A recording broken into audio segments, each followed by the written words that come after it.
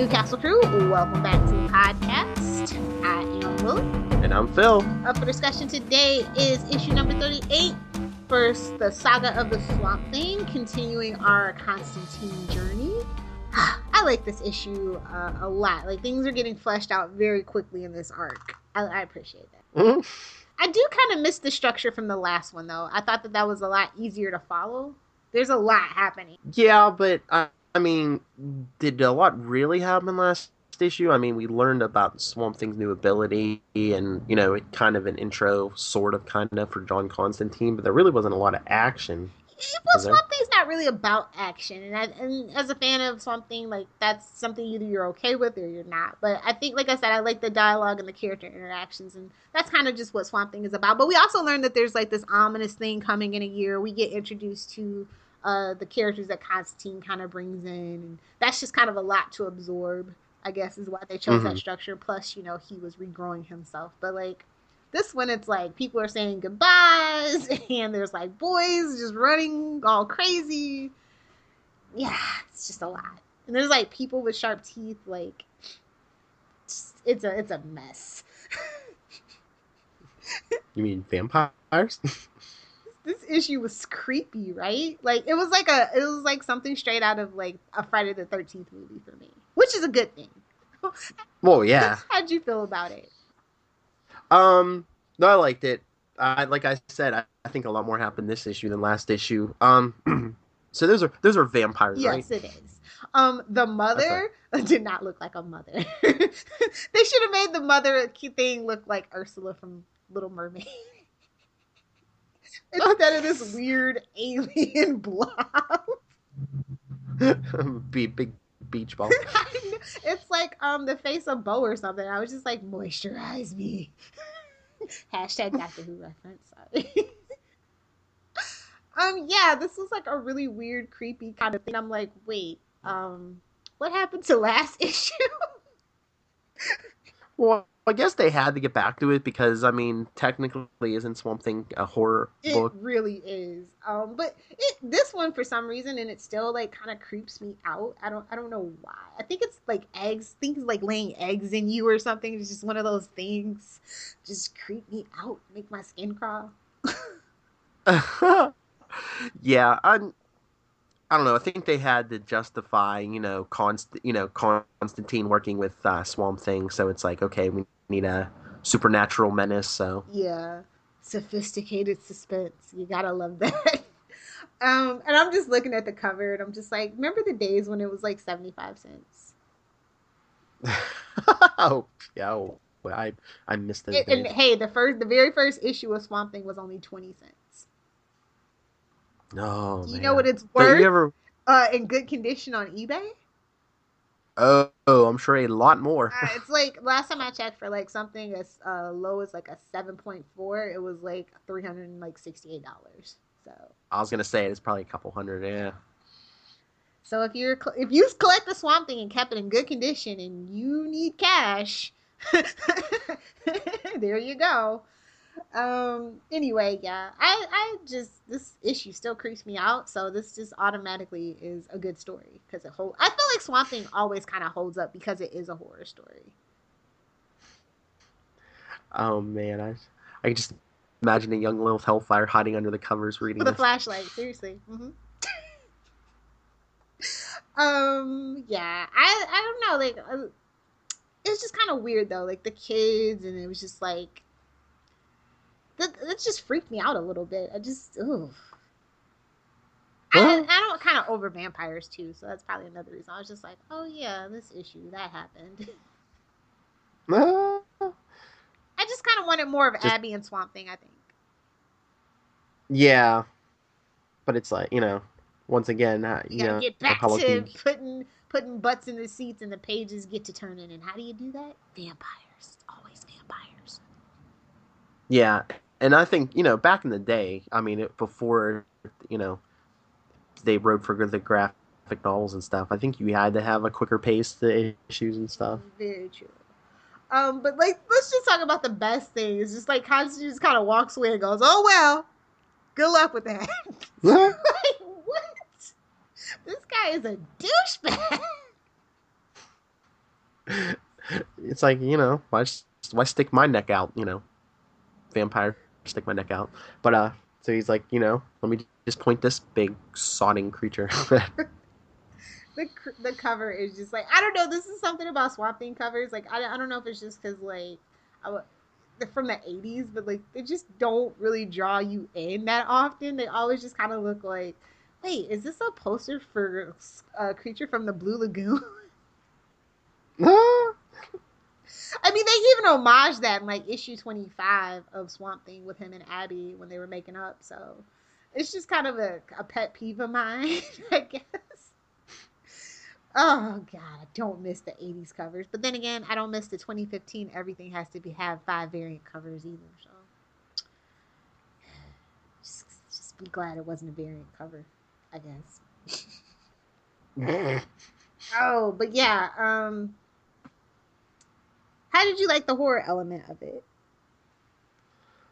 um, I liked it. I liked the dark, creepy tone, and like I said, once again, the way I always figure Swamp Thing is a horror book, so it seemed like a nice fit to me, Mm-hmm. especially because Constantine's there also. Yeah. What did you think about the villain, the vampires and whatnot?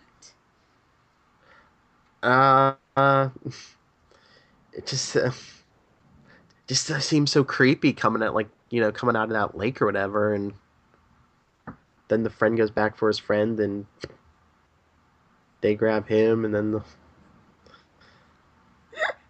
like you were saying, very Friday the 13th esque. I mean, they gave that one. They gave like that kid Nikki's blood tour, and I'm just like, what? These kids are messed up. So weird, so strange. Definitely. I don't know. I'm glad that they kind of downplayed Constantine in this one, honestly, because he made such a big splash in in the last issue, I guess. Well, yeah, they're trying to preserve the mystery of who is John Constantine. Yeah, it gets broken wide open shortly here. So, Uh, but yeah, like I said, it's this arc goes from issue 37 to issue 50. So, hold on to your hats, people. Uh, who did you relate to the most in this story? um, hmm, who would I relate to the most? I think I don't know if maybe Swamp Thing is who you're supposed to relate to the most, just because he's your you discover he's your plot device to discover what's going on. Mm-hmm. I was more curious about what Constantine was doing at that bar with Frank, honestly. Yeah, and it's just like, what was up with him crushing the glass in his hand? Right? So it's like I can't even concentrate on this right now, guys. He's up to something. Does he want I to mean, I become guess part of the Green? What is going on with this guy? And I did not trust Constantine at first at all. I don't know if they're trying to show him, trying to make him seem like a tough guy with that, and it's just like, wait a minute, that doesn't seem like the Constantine we know now. He'd be like, I'm not messing up my hand. He can magically fix it. It's okay.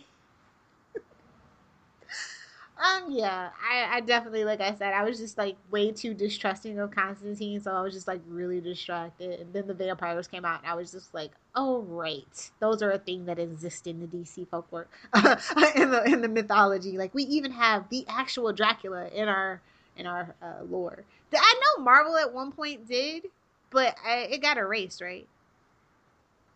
Uh, He's like, I don't know. Why did you ask me, Lilith? I'm not Charlie. they've well, no, they've brought him in and out. I mean, in the '70s they had Tomb of Dracula, and I think there was some kind of story. Was it early 2000s? It was somewhere in the 2000s, I think, where like I think he popped up. Well, I know early, like it was it '70s or '80s, he popped up in the X-Men, but then like in the 2000s, he popped up in X-Men again, and it just Didn't they have that on the cartoon back in like the 90s X Men? I feel like, no, was it Spider Man? Somebody met Dracula. It was one of the two. It was either Spider Man or X Men. that sounds familiar now, but I can't place it now. Or maybe it was when he met Blade in that show and they were tracking down Dracula or something, is what I'm thinking of. Oh yeah, probably yeah. Yeah. If you know what episode I'm talking about, send it to me so I can watch it without having to go through all my DVDs. Anyway, yeah, I liked getting back to the creep factor, but I was just bummed that it was vampires basically. But it was still a good, strong story.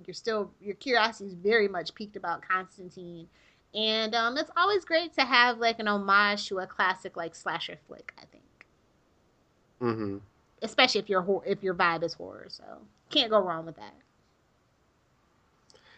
But you know what just hit me? I was like, you know what could explain any inconsistencies with Constantine? It could be like, oh, they got changed by the Crisis on Infinite Earth. Well, yeah, but not really though. Not really, no, but like any little thing you see that's sort of like, well, that really isn't Constantine anymore. But Yeah. I mean, and a character has to grow and evolve as well. And I will say, yeah, I feel like the point of Constantine is that he did, by the end of this original book run, he did really grow a lot, and he learned a lot, and it changed him for the better. But in true Constantine fashion, he couldn't like outwardly show it 100%. And I like that they kind of left it ambiguous like that. mm-hmm. We'll get there eventually, hopefully. Anyway, what would you give this book? Um, hmm. I hate to sound like a broken record, but it might be another 4. I like I said, I really dug the horror element with the vampires. I think, like I said, I think things moved along a lot quicker than they did in Constantine's first appearance. I can go with a 3.75. Like I said, this reading particularly, I was like, oh yeah, vampires, right? That was like the only thing. But like I said, everything else that I said about the aesthetic with, you know, um, the horror vibe and everything, and the dialogue, and keeping Constantine mysterious and not giving away too much. It was really good, and yeah. So that's it. Oh, what was your favorite panel? Uh, hmm. Favorite panel.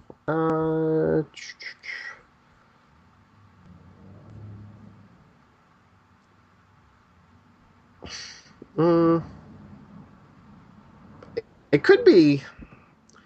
You would think it'd be one of the vampire panels, but towards the end, page 21, where Swamp Thing just grabs Constantine and he's like, you're evading my questions, and that's all dangerous and all this. It just screams Constantine again. It screams Constantine to me because it's like, well, yeah, that's what I do.